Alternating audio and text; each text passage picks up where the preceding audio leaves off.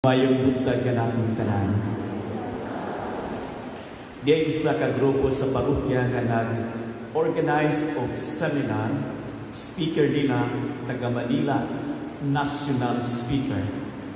Sa ilang meeting, usawan pag-imbitar sa mga tao nga magtamong sa seminar, nag-hisgot sila nga ato nga giyon si Father nga kada misa na binasa Domingo i-announce nga doon ay seminar ang speaker, national speaker gikan sa Manila.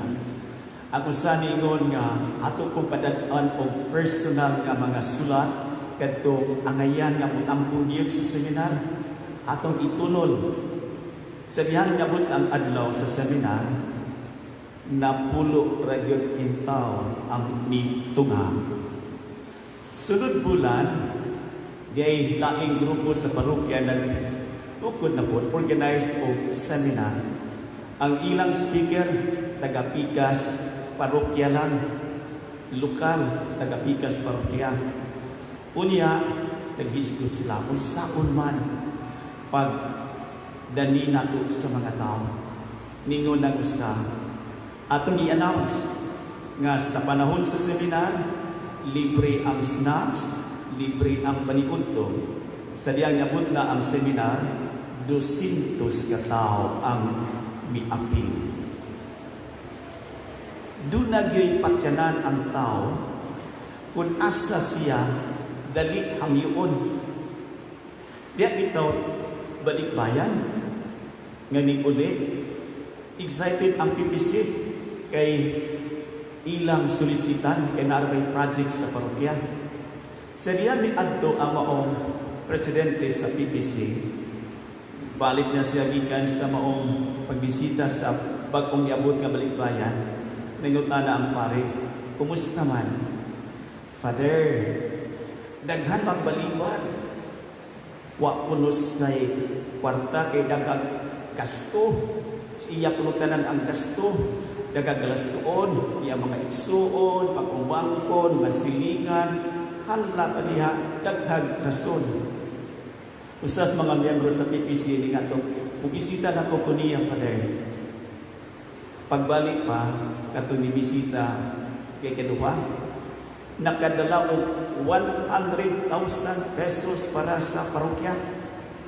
Nangutan na ang pare, yun sa matuli mo, ay nibisita na ko, Father. Unya pagbisita na po ning hala, ninduta na lagi ni inyong balay.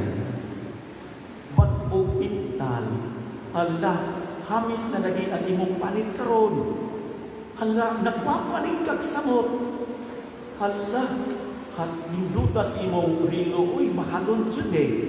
Nindutas imong mga alahas, niya, giagdas siya pagkaon.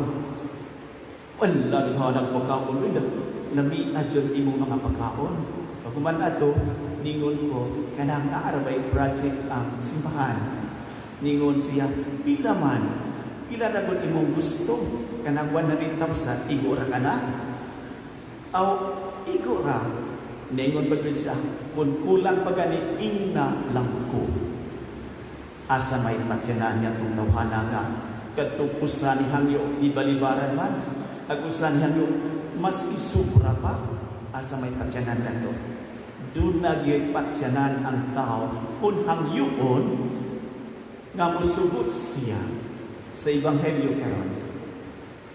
Kung samay nakapasugot ni Kristo sa babae nga taga-Kanaan. Sa unang higayon, way tingog si Jesus. Wa siya malumbalin. Nakabantay ba mo nga sa itong pag-ampo usahay, way mutubag. Diha dito ni kumpisa na ko, Father, napo, nadyo ko katoy ampo-ampo nga mausab akong bana. Hantod karon, maulang gihapon. Mura magwa pamaan linaw ang Ginoo nako. Ikaduha, ningon si Jesus, wa man ko ipadala sa uban, ipadala rapan ko sa kanang mga nawalang karnero sa Israel. Diyan niya reklamo, nag-ampo ko sa Ginoo ang ulan, Wa man ulan sa amo sa pikas naman baryo ni ulan. Usa kay diferensya sa amo o sa ila. Basin o mga buutan ang mga taon sa pikas.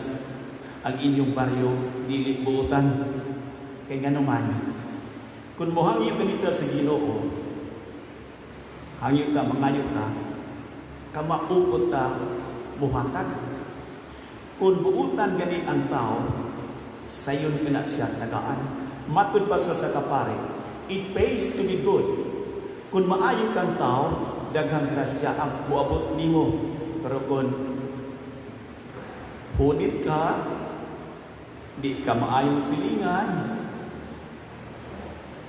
lahi imong kinaiya, mangayon ka sa Ginoo, Ginoo kaluy ako, pero wa ka maluoy sa mong isang katao, hain man labita ang grasya ni Ana. It pays to be good. Ningon man ang Ginoo, diri ramang ko labita. Ikatulong,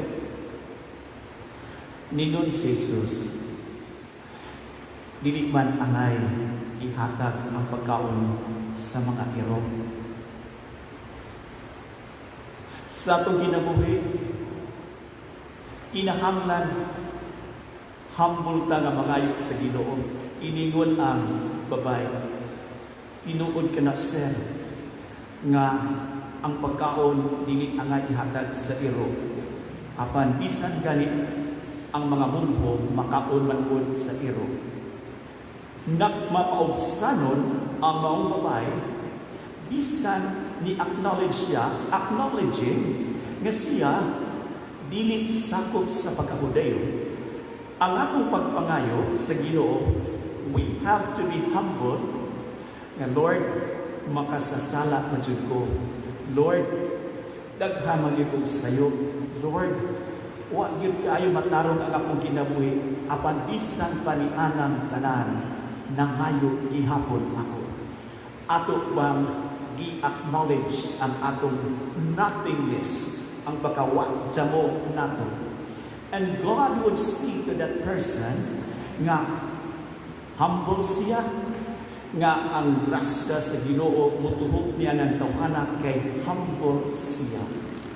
And lastly, nga naman nga si Jesus nisugot man sa hangyo dini maong babay nga taga-Kanaan. Nindot ang ending nga maunsoy makapailuklog nato ngano nga ang Dios buhatag sa atong pangayoon. Ningon siya, inday pagkadako sa imong pagsalig, matuman ang imong gihangyo. Malindog palihog.